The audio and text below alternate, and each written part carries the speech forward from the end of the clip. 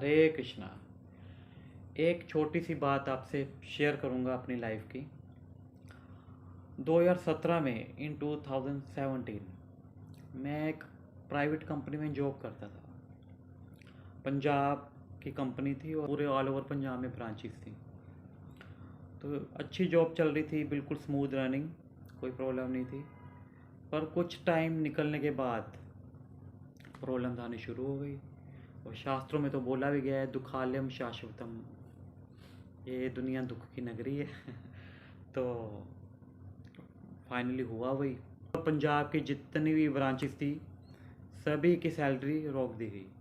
Company को कुछ financial crisis थे, कुछ फाइनेंशियल प्रॉब्लम फेस करनी पड़ी उनको, तो उन्होंने सैलरी रिलीज़ ही नहीं की, रोक दी। ठीक है, हमने भी सब्र किया भाई, एक महीना निकल गया, कोई इशू नहीं है। पर फ़र्क तब पड़ा जब 3 फिर 4 महीने निकल गए और हमें हमारी सैलरी मिली ही नहीं। मुश्किल हो गया हमारा घर से जॉब तक और जॉब से घर तक पहुंचना। बिना फंड के हम अपनी गाड़ी में कैसे पेट्रोल डलवाएं या कैसे रिक्शे का भाड़ा भरें या क्या करें, कुछ समझ नहीं आ रहा था। इवन कुछ तो ऐसे मेरे कोलीग्स थे या और ब्रांचेस में कुछ वर्किंग में थे जो वो ओनली ब्रेड मेकर, केवल घर में वही अर्निंग हैंड थे और बिना सैलरी के उनका तो पूरा घर का सिस्टम ही हिल गया। तो फाइनली हमने 4 महीने बाद अप्रोच किया कंपनी के अकाउंट्स मैनेजर को। हमने अकाउंट्स मैनेजर से रिक्वेस्ट की, भैया प्लीज़ आप हमारी सैलरी रिलीज़ करो, फंड डालो हमारे अकाउंट में। वो कहता भैया मेरे तो भैया हाथ खड़े हैं, मैं कुछ नहीं कर सकता, क्योंकि कंपनी जब फंड देगी मेरा तो काम है एक क्लिक करना और आपके अकाउंट में पैसा ट्रांसफ़र कर देना। जब वो पीछे से फंड ही रिलीज़ नहीं करेगी, मुझे कोई इंस्ट्रक्शन ही नहीं आएगी, तो मैं कैसे कर सकता हूँ। मैंने कहा ठीक है भैया। इस प्रोसेस में एक और महीना निकल गया, 5 महीने निकल गए, हमें सैलरी फिर नहीं मिली। मतलब बहुत मुश्किल हो गया उन दिनों तो हमारे लिए कि हम करें क्या, कुछ समझ ही नहीं आ रहा था। चलो फिर हमने फाइनली एक स्टेप आगे बढ़े, एचआर मैनेजर से मिले, क्योंकि उन्होंने हमारी हायरिंग की थी तो हमने तो अपना दुख उनको ही बताना है, भैया कुछ करो। अल्टीमेटली उन्होंने भी जय राम जी की कर दी। कोई सलूशन नहीं निकला। फिर हमने अप्रोच किया अपने डिस्ट्रिक्ट मैनेजर को, डीएम को। उन्होंने कुछ सपोर्ट की। उन्होंने कहा भैया देखो 5 महीने ऑलरेडी निकल गए हैं, मुझे भी पता है आप ऑफिस ही नहीं पहुंच पा रहे, आपके पास फंड ही नहीं है, आप खर्चा ही नहीं चला पा रहे। तो कहते एक सलूशन मैं आपको ये देता हूँ, मैं कंपनी के जो जोनल मैनेजर हैं उससे कुछ मैं फ़ंड इशू करवाऊँगा अपने नाम पे। पर्सनल फ़ंड लेना मुझे अलाउ है, कुछ हद तक मैं ले सकता हूँ। तो जो भी फंड मिलेगा मैं अपने डिस्ट्रिक्ट में थोड़ा आपको आने जाने का महीने का खर्चा दे सकता हूँ। आप एटलीस्ट उससे गुजारा चलाओ, ऑफिस आना कंटिन्यू रखो, और जब आपकी सैलरी आ जाएगी अगले महीने, चांसेस है अगले महीने आ ही जाएगी, तो आप मुझे रिटर्न कर देना, कोई इशू नहीं है। तो हमने कहा चलो ठीक है, ऐसा ही सही।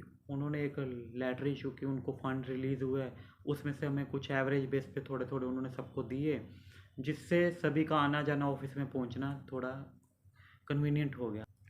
एक महीना निकला तो डीएम ने कहा भैया 1 महीना हो गया, मुझे भी ये जो आपको मैंने फ़ंड दिए हैं मुझे भी उनको वापस करने हैं, तो प्लीज़ मुझे आप रिटर्न करो।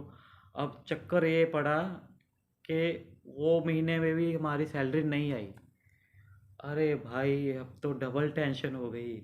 एक तो सैलरी नहीं आई, ऊपर से जो उन्होंने फंड दिए थे थोड़े थोड़े, वो भी कर्जा ही बन गया हमारे सर पे, और वो मांग रहे हैं, तो क्या करें।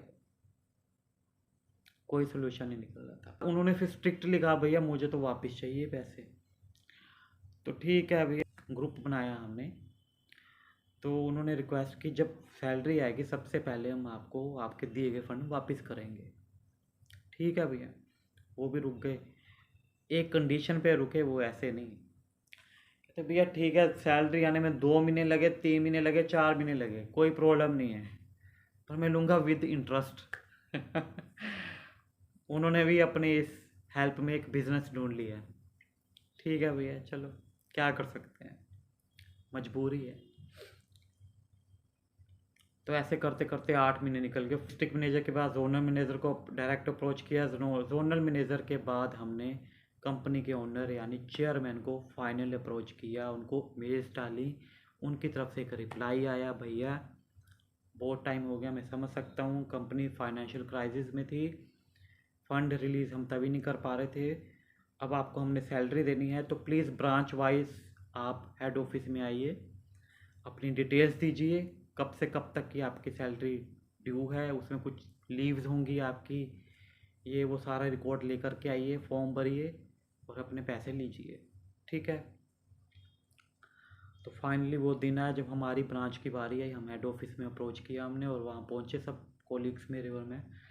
तो अपने फॉर्म भरा, उन्होंने 8 महीने की सैलरी कलेक्ट की, काउंटिंग की, मतलब अकाउंट्स देखा और कुछ लीव्स की डिडक्शंस की, कुछ उन्होंने पेनल्टीज थोप दी और हमें लमसम जो भी हमारा बनता था अकाउंट्स बना करके चेक हमारे हाथ में दे दिया।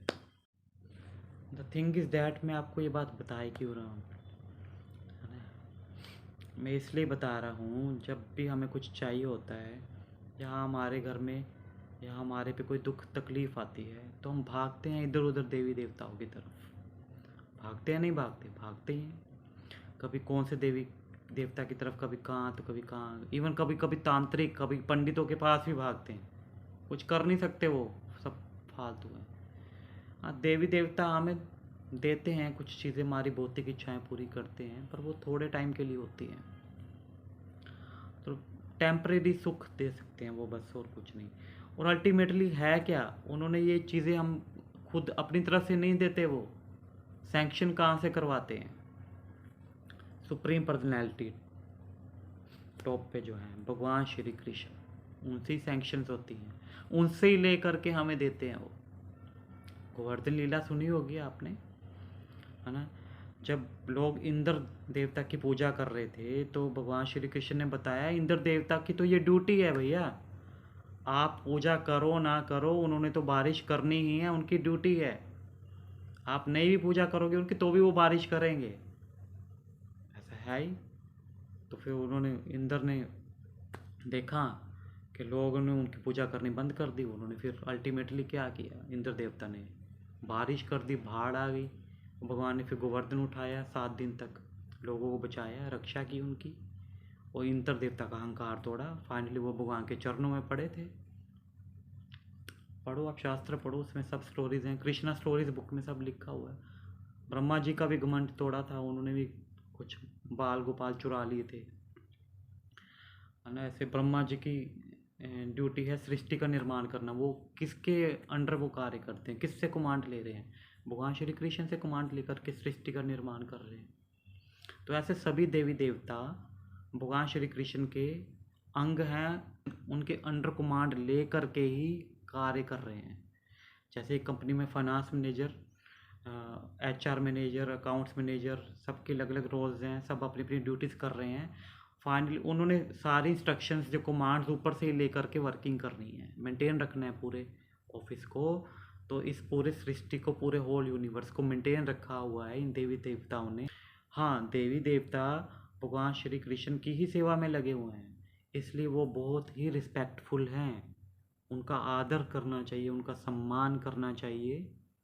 वो बहुत आदरणीय हैं, उनको प्रणाम करो, उनको हमेशा थैंकफुल रहो देवी देवताओं के, क्योंकि उन्होंने हमारी पूरी सृष्टि को मेंटेन किया हुआ है। वही उनकी वजह से ही हम इस धरती पे जीवन जी पा रहे हैं। पर अल्टीमेटली ये सारी क्रियाएं, सारी एक्टिविटीज़ भगवान श्री कृष्ण की कृपा से ही हो पा रही हैं। उनसे कुछ मांगना है तो आप एक ही चीज़ मांगो कि हे देवी देवता, जो भी देवी देवता जिसको भी आप ज़्यादा पूजते हो या मानते हो, या कभी किसी के मंदिर चले जाओ तो उनसे एक ही रिक्वेस्ट करो, एक ही प्रे करो कि हमें भगवान श्री कृष्ण की परम भक्ति प्रदान करें, हम शुद्ध भक्त बने, उनकी सेवा कर पाएँ और भगवत धाम वापस जा पाए। तो गीता के चैप्टर 7 श्लोक संख्या 20, कामे स्ते स्ते हृते ज्ञानः प्रपदन्ते अन्य देवता तम तम नियममास्थिताय प्रकृत्या नियतः स्वया।